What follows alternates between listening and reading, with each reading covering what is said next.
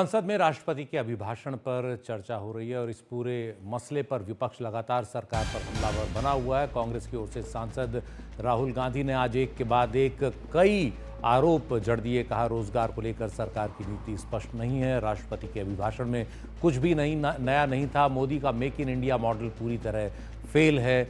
ये भी कहा कि चीन टेक्नोलॉजी के मामले में हमसे कहीं आगे है और पिछली बार भी ऐसा ही राष्ट्रपति का अभिभाषण सुना था जैसा इस बार सुना है। 60 साल में सबसे कम देश में मैन्युफैक्चरिंग हुई है। तो तमाम आरोप अपने भाषण में राहुल गांधी ने लगाए हैं। हमारे साथ हमारे सहयोगी मनोरंजन भारती हैं। मनोरंजन, राहुल गांधी के जो पूरा भाषण है उसका निचोड़ क्या है?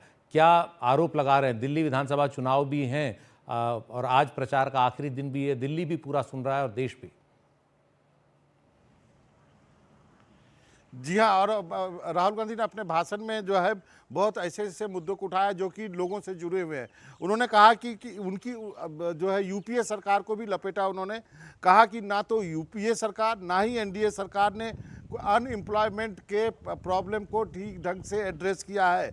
इसका सोल्यूशन जो है देने में यूपीए और एनडीए की सरकारें जो है वो फेल रही हैं। उन्होंने कहा कि प्रोडक्शन के साइड पे भी भारत जो है वो हमेशा चीन से पीछे रहा है। उनका कहना था कि मैन्युफैक्चरिंग साइड में जो 15.3% की जो ग्रोथ थी वो घट के 12.6% हो गई और ये अच्छे साइन नहीं है इंडिया के लिए। राहुल गांधी ने अपने भाषण में कहा कि ऑर्गेनाइजिंग प्रोडक्शन में हम चाइना से लगातार पिछड़ते जा रहे हैं। उन्होंने अपना फ़ोन दिखा करके बोला कि भले ही ये फ़ोन इंडिया में असेंबल हो रहा हो लेकिन इसके सारे कंपोनेंट जो हैं वो चाइना से आते हैं। और कभी भी आप कोई फ़ोन यूज करते हैं या कोई शर्ट पहनते हैं जो कि बांग्लादेश में सिला है तो आप वहाँ के लोगों को टैक्स देते हैं। तो इन सब चीज़ों को का जिक्र किया। उन्होंने प्रधानमंत्री को घेरा। उन्होंने कहा कि आपके मेक इन इंडिया के लिए आपके प्रयासों की मैं सराहना करता हूं लेकिन वो मेक इन इंडिया जो है वो प्रोडक्शन करने में फेल रहा है। तो इन सब चीज़ों को लेकर के राहुल गांधी ने निश्चित रूप से सरकार को एक कटघरे में घेरने की कोशिश की है, खासकर अनएम्प्लॉयमेंट, यूथ के बारे में, इंडिया में प्रोडक्शन को लेकर के। और लास्ट में उन्होंने कहा कि जिसको लेकर के आपने देखा होगा हाउस पे हंगामा भी हुआ कि किस ढंग से फॉरेन मिनिस्टर गए थे, कि किस ढंग से प्रधानमंत्री को अमेरिका बुलावा आ जाए और इन सब चीज़ों का जिक्र किया जिसपे कि सत्ता पक्ष से उनको रिस्पॉन्ड किया गया और उस पर एक डिटेल जो है प्रेस कॉन्फ्रेंस जो है पार्लियामेंट्री अफेयर मिनिस्टर भी करने वाले हैं। मनोरंजन, बड़ी साफगोई से उन्होंने यूपीए को भी कटघरे में खड़ा किया एनडीए के साथ और साथ ही ये भी कहा कि मैं आपके प्रयासों की सराहना करता हूं। तो ये तमाम जो बातें कही, क्या कोई सुझाव भी उन्होंने दिया? क्या कोई हल भी सुझाया? विपक्ष के नेता हैं वो लोकसभा में।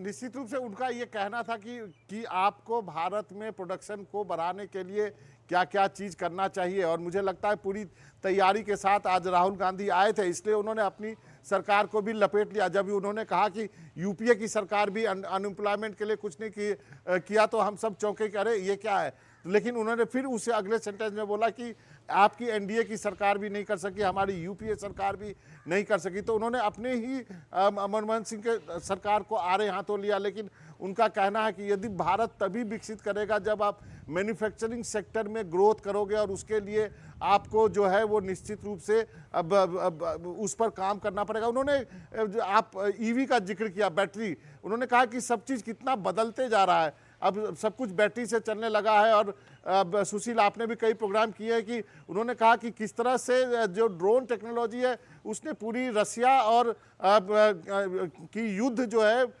पूरी तरह से बदल दी। कैसे ड्रोन आता है पूरे के पूरे टैंक को मार करके चला जाता है। रसिया यूक्रेन वॉर का उन्होंने जिक्र किया। तो उनका कहना था कि किस तरह से ये चीज़ें बदलती जा रही है और ये जीवन के हर चीज़ को प्रभावित करेगी और उसके लिए हमें तैयारी करनी पड़ेगी। तो निश्चित रूप से विपक्ष में होने के नाते सरकार से सवाल वो जरूर उनको पूछने का हक है और वही काम आज राहुल गांधी ने किया है। जी, निश्चित तौर पर। और उनकी साफगोई की तारीफ की जानी चाहिए कि उन्होंने यूपीए सरकार को भी इसमें घेरा। हालांकि देश के जाने माने अर्थशास्त्री डॉक्टर मनमोहन सिंह उस सरकार में 10 साल प्रधानमंत्री रहे और कांग्रेस ने पूरा समर्थन दिया। देश को एक नई आर्थिक दिशा में ले जाने में उनका महत्वपूर्ण बहुमूल्य योगदान है। तो अब देखना है कि राहुल गांधी की इस साफगोई के बाद कांग्रेस के अंदर से क्या आवाज़ें आती हैं, जो पिछले 10 साल यूपीए सरकार के दौरान जो है सत्ता में रहे नेता हैं।